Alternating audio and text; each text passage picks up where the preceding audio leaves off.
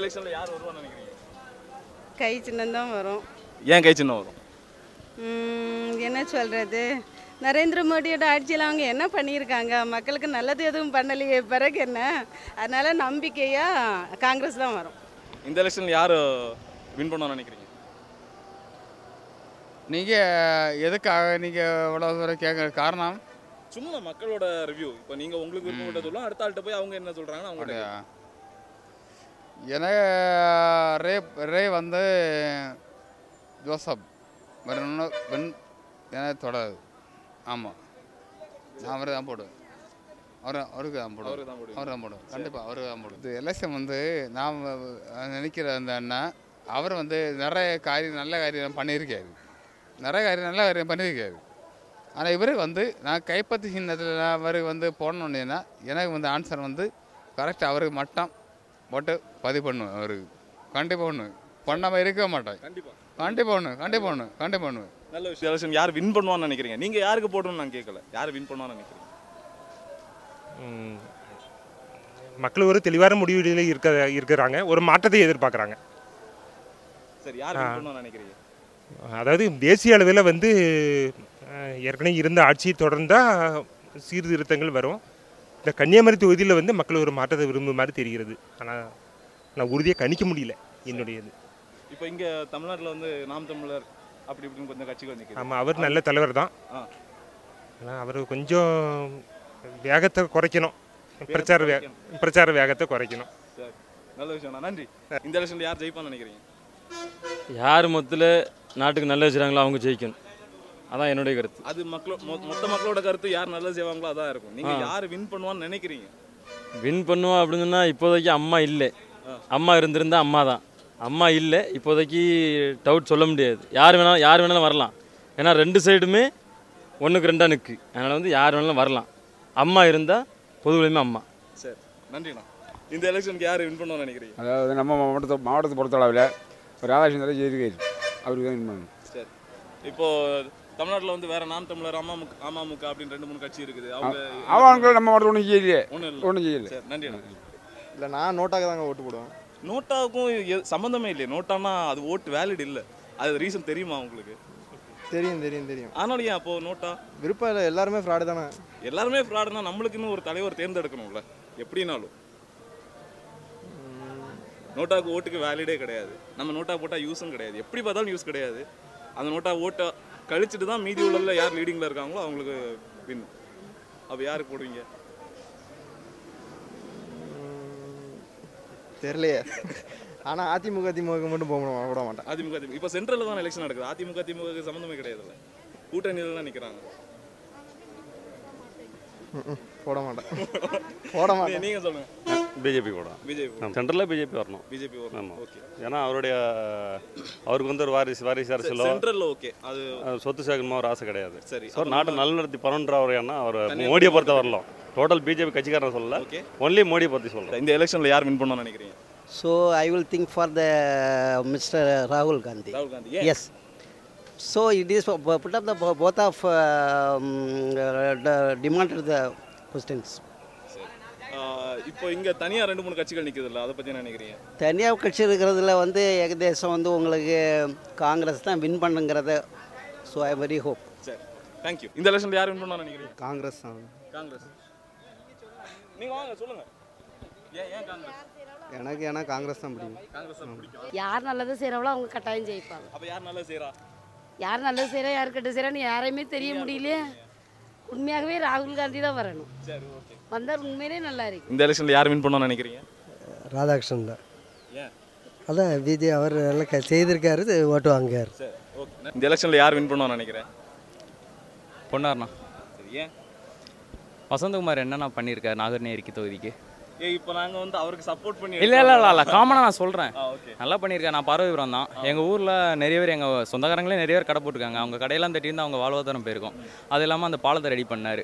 அதெல்லாம் மாத்தாண்டோம் ரிலேட்டிவாக நல்லா பண்ணியிருக்காரு. இனிமேல் பண்ணுவார், டைம் கொடுப்போமே. இந்த எலெக்ஷனில் யார் வின் பண்ணணும்னு நினைக்கிறீங்க? வசந்தகுமார். ஏன்?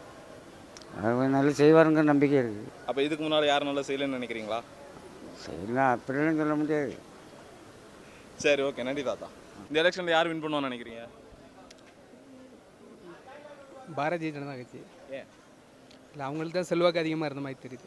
இந்த எலெக்ஷனில் யார் வின் பண்ணணும்னு நினைக்கிறீங்க? பிஜேபி. ஏன்?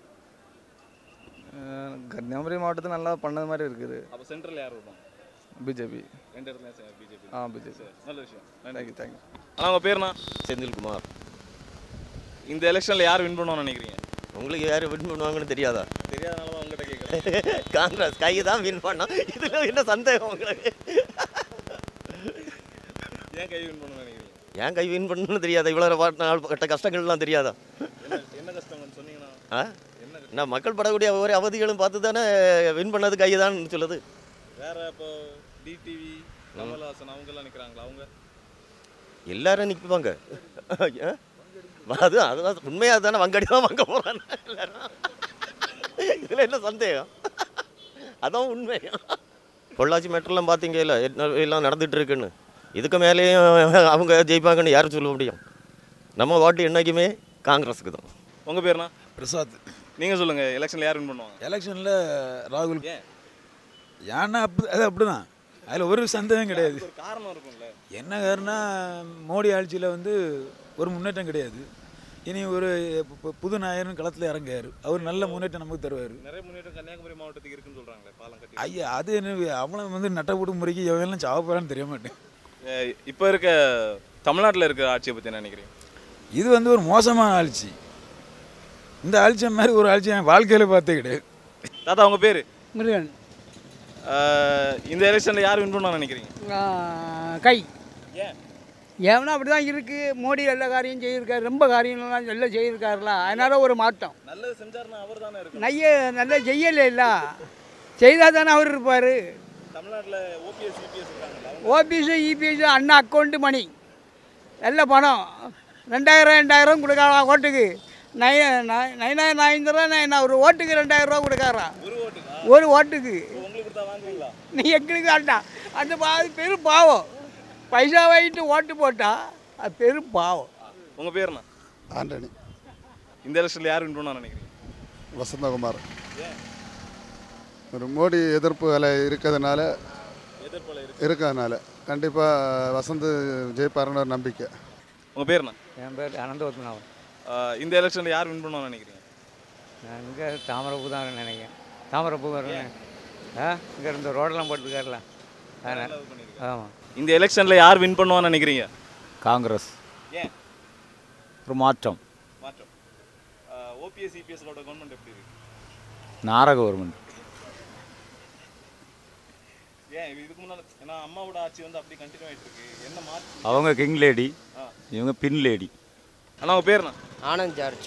எத்தனை வருஷமாக கடை வச்சுருக்கீங்க? நாங்கள் 6 வருஷமாக. 6 வருஷமா. இந்த எலெக்ஷனில் யார் வின் பண்ணுவான்னு நினைக்கிறீங்க? நாங்கள் கை வச்சுனாங்க. ஏன்? அவங்க வந்தால் நல்லாயிருக்கும்.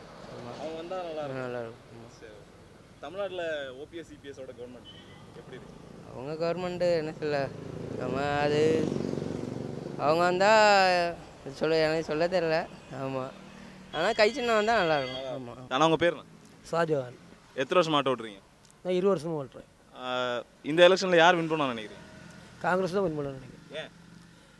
ஆட்சி இருக்க பார்த்து அப்படிதான் தெரியுது. மாற்ற வேணும்னு நினைக்கிறேன். மக்கள் மாற்ற விரும்புகிறாங்க. மக்கள் மாற்றத்தை விரும்புகிறாங்க. சரி, உங்கள் பேர்? என் பேர் பால்ராஜ். இங்கே எத்தனை வருஷமாக கடை போட்டுருக்கீங்க? இங்கே நான் இப்போ வந்து ஒரு 3-4 வருஷமாக கடை போட்டுருக்கேன். இந்த எலெக்ஷனில் யார் வின் பண்ணுவான்னு நினைக்கிறீங்க? இந்த எலெக்ஷனில் எனக்கு பார்வைக்கு வந்து கை சின்னம் தான் வின் பெறும். ஏன்னா அவங்களுக்கு வந்து மக்களுக்கு நிறைய நல்லது பண்ணணும், அப்படி பண்ணணும், அந்த திட்டங்கள் சிந்தனைகள்லாம் நிறைய இருக்குது. ஆமாம். இப்போ இதுக்கு முந்தின இந்த வருஷமெல்லாம் இதுக்கு முன்னால் உள்ள ஆட்சியிலெல்லாம் அந்த மாதிரி ஒன்றும் வந்து இது பண்ண மாதிரி தெரியல. பாவங்கள் தான் நிறைய பாதிக்கப்பட்டிருக்காங்க இடத்தரத்து மக்கள். பணக்காரர்கள்லாம் ஒரு இது கிடையாது. என்ன மாதிரி ஏழைகளுக்கு தான் பயங்கர கஷ்டங்கள். எவ்வளோ ஏழை மக்கள் வந்து தினந்தோறும் பேப்பரில் பார்க்கும், டிவியில் பார்க்கும். அவங்க அப்படி கஷ்டம், இங்கே கஷ்டம், படிக்கவும் இல்லை. ஒரு தொழிலாளி விவசாயி அவனை நல்ல முறையில் இருக்க முடியல. கஷ்டப்பட்டு போய் சம்பாத்தியம் பண்ணியும் அது நிம்மதியாக சாப்பிடக்கூட வேலை கொடுத்து வைக்கல. அந்த அளவில் இருக்குது இந்த ஆட்சி. இனி வரக்கூடிய ஆட்சியாக நல்ல முறையில் இருக்கணும் அப்படின்னு சொல்லி தான் நான் கை சின்னத்துக்கு ஓட்டுறேன். ஆனால் உங்கள் பேர்ண்ணா? என் பேர் ஜோன்ஸ். எத்தனை வருஷம் ஆட்டோ ஓட்டுறீங்க? ஒரு 3-4 வருஷமாக ஓட்டும். இந்த எலெக்ஷனில் யார் வின் பண்ணுவான்னு நினைக்கிறீங்க? இந்த தடவை எங்களுடைய வண்டி எப்சி வேலை வண்டி இன்சூரன்ஸு கூடுதல் எல்லாம் பார்க்கும்போது மக்கள் வந்து அதி திருப்தியில் தான் இருக்காவ இந்த ஆட்சியில். அடுத்த ஒரு புது ஆட்சி வரக்கு தான் மக்கள் எதிர்பார்க்காவ. அப்படின்னா யார் வரணும்? அப்படின்னு சொன்னால் காங்கிரஸ் தான் வரணும்.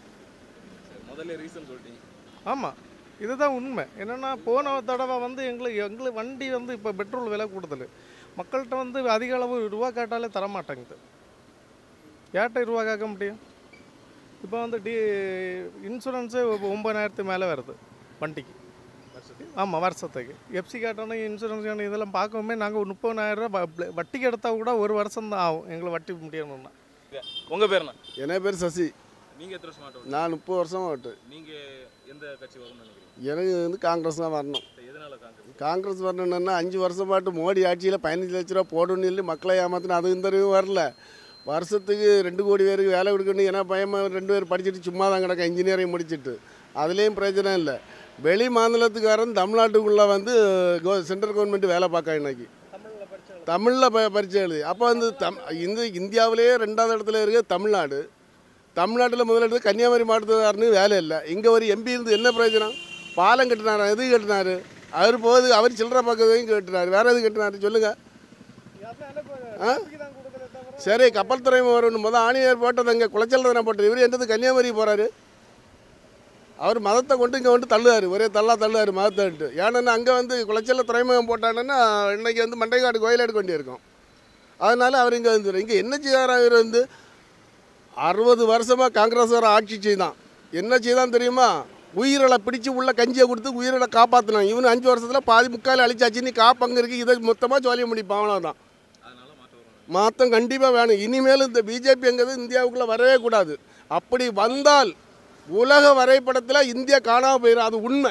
இப்போ உள்ள 50 வருஷம் நம்ம பின் தங்கியாச்சு இந்த பண இழப்பீடுனால. எங்களுக்கு இங்கே இருந்தாலே தெரியும், மக்களே வரல.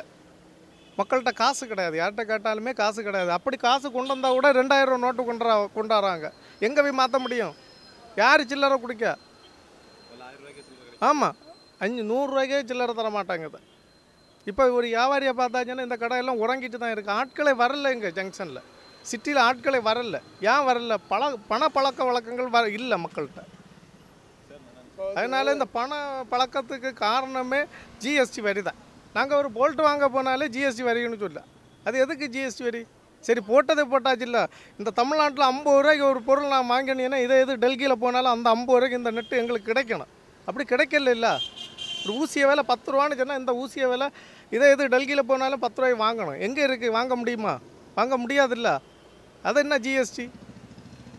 இதனால் மக்கள் வந்து 50 வருஷத்தை பின் தங்கியாச்சு. இன்னும் முழுமை அடையணுச்சுன்னா அதுக்குள்ள ஆட்சிகள், அதுக்குள்ள காரியங்கள் வந்தால் தான் இதுக்கு முடியும். 5 வருஷத்துக்கு முன்னாலெல்லாம் நாங்கள் வந்து 300 ரூபா 400 ரூபாய்க்கு தான் ஓடுவோம். இன்னும் 5 வருஷம் முடிஞ்சு, மோடி ஆட்சியில் 5 வருஷம் முடிஞ்சு வந்திருக்கு. 90 ரூபாய் ஓடிட்டு நிற்க.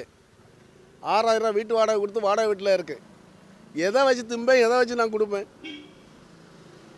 அன்னைக்கு காங்கிரஸ்காரன் 52 60 ரூபா பெட்ரோலாக வச்சுட்டு போனான். இன்னைக்கு 1 லிட்டர் பெட்ரோல் நாங்கள் ஆயிலோட போட்டோம்னா 95 ரூபா ஆகுது. அன்னைக்கு உள்ளதுலேட்டு 10 ரூபா வாடகை கூட கேட்டானுங்க. அதுக்கப்புறம் வாரவங்கள்ட்ட 10 ரூபா கூட கேட்டால் அதுக்கப்புறம் இங்கே வண்டியே ஓட்டம் இல்லை. 90 ரூபாய் ஓடிருக்கு. இவ்வளோ நேரம் மாட்டேன். மணி என்ன ஆகுது பாருங்கள். மணி 3:30 மணி ஆகுது. 3:30 மணி ஆகுது. இவ்வளோ நேரமாக இருந்தது. வெறும் 90 ரூபாய்க்கு ஓடி இருக்கு.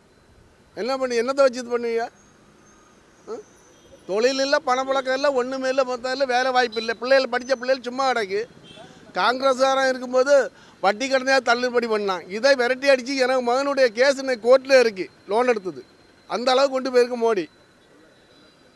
இதை வச்சு என்னதை குடும்பத்தை எல்லாமே செத்து இன்னும் உள்நாட்டு போகிற கொண்டு வர கணக்கு பண்ணி மதவாதத்தை கொண்டு வந்து நாட்டை நாசம் பண்ண போகிறான். அவ்வளோதான்.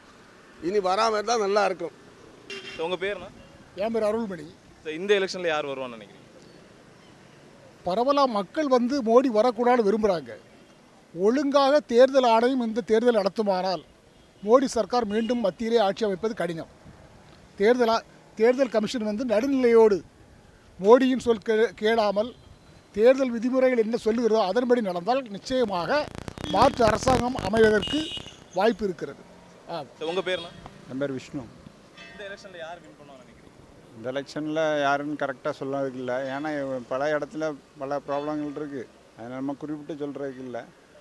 வின் பண்ணக்கூடியவங்க நல்லது செய்தால் ஓகேன்னு நினைக்கிறோம். மாற்றம் வரும் நீங்க நினைக்கிறீங்களா? மாற்றம் வரலாம். வரலாம். சரி, உங்க பேர் என்ன? நாகராஜன். இந்த எலெக்ஷன்ல யார் வின் பண்ணுவான்னு நினைக்கிறீங்க? இந்த எலெக்ஷன் பார்த்தானா உங்களுக்கு பிஜேபி நல்லா பண்ணியிருக்காங்க, இன்னும் பண்ணுவாங்க எலெக்ஷன் வந்தானா. அதனால் அவங்க தான் வின் பண்ணுவாங்க. சரிண்ணா. பண்ணணும்.